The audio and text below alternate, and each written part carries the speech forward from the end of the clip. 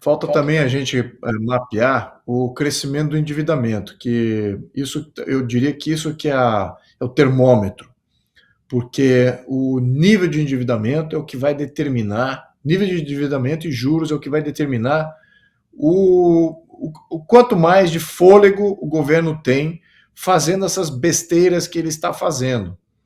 Não só do lado de arrecadação, arrecadando mais, querendo essa sanha arrecadatória, tudo tem um fim. Lei marginal dos rendimentos decrescentes. A economia já postula essa lei muito claramente. Tudo tem seu limite. Não, você não pode arrecadar infinitamente para cima. Você nunca tem renda sempre crescente. Então, tudo tem o seu limite.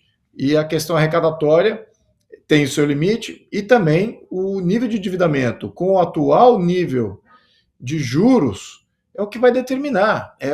Na minha opinião, ainda temos, infelizmente, talvez, por esse ponto de vista, nós ainda temos muito lastro de endividamento e também uma reserva cambial monumental. Então, não é que o país está numa crise eventual com relação a balanço de pagamentos e uma série de coisas. Não. O dólar aí depreciando vai gerar possivelmente ainda mais exportações. O mundo não está lá receptivo, muito tão receptivo quanto estava há 2, 3, 4, 10 anos atrás. No entanto, ainda tem fôlego para sustentar um crescimento econômico voltado mais por esse lado de exportação.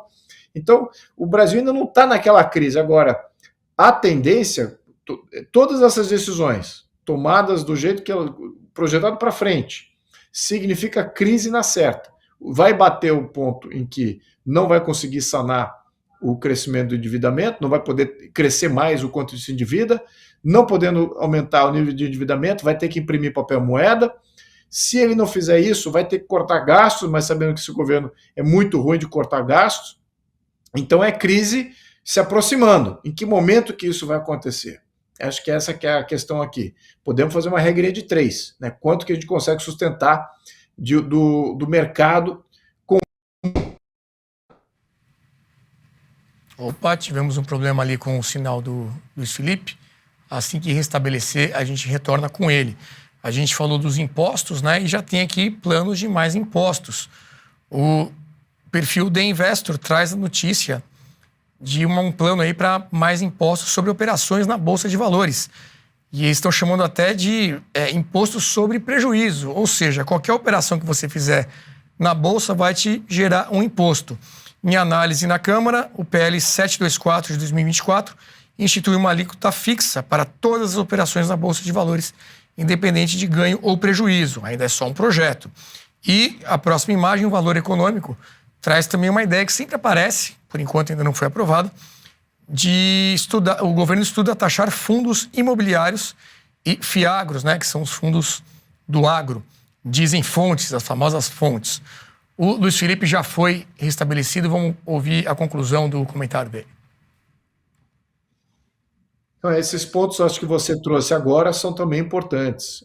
Você veja que toda medida que o governo tem tomado até agora não fazem parte de um plano. São medidas emergenciais, arrecadatórias, para tentar tapar um buraco. E a gente tocou nesse assunto no momento passado, no programa passado, mas vamos reiterar isso aqui, porque é o mesmo problema que a gente viu também agora, o primeiro bloco do programa, na questão da França. Eles têm um problema previdenciário lá que compromete a economia do país. Nós temos o mesmo problema aqui, um problema previdenciário que compromete os gastos e isso compromete toda a estabilidade monetária e a política de juros, a política fiscal, arrecadatória. Então, virou uma máquina de arrecadação para tentar tapar buracos da Previdência. Não tudo vai para a Previdência, mas a maior parte vai.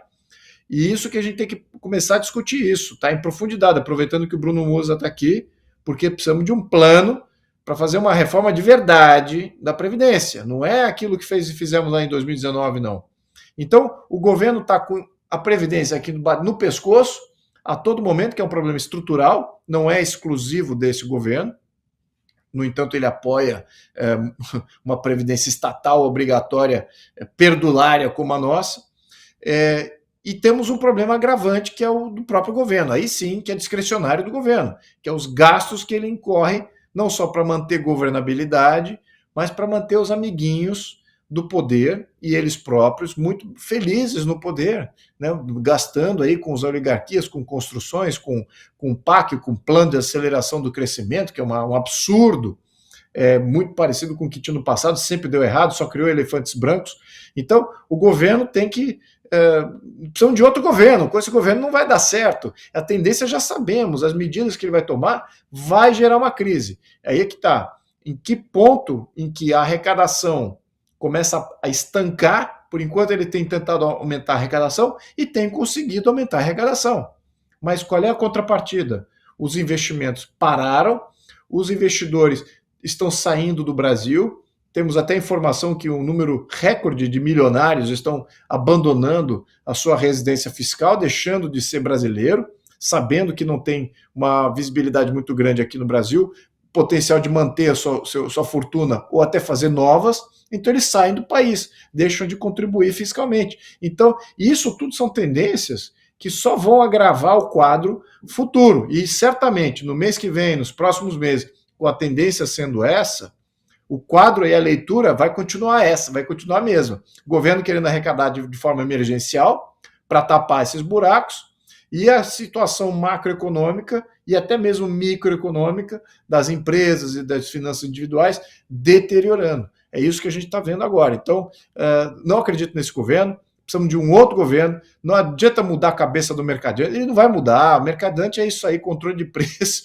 todos ali na equipe econômica falam de controle de preço. Se imagina, isso deveria sair fora do linguajar de todos ali, né, ao redor da equipe econômica. Agora o governo resolve regurgitar isso, ressuscitar isso 40 anos depois de um retrocesso muito grande que causou lá nos anos 80. Quem lembra, quem estava vivo nos anos 80, eu me lembro perfeitamente bem o que causou o controle de preço.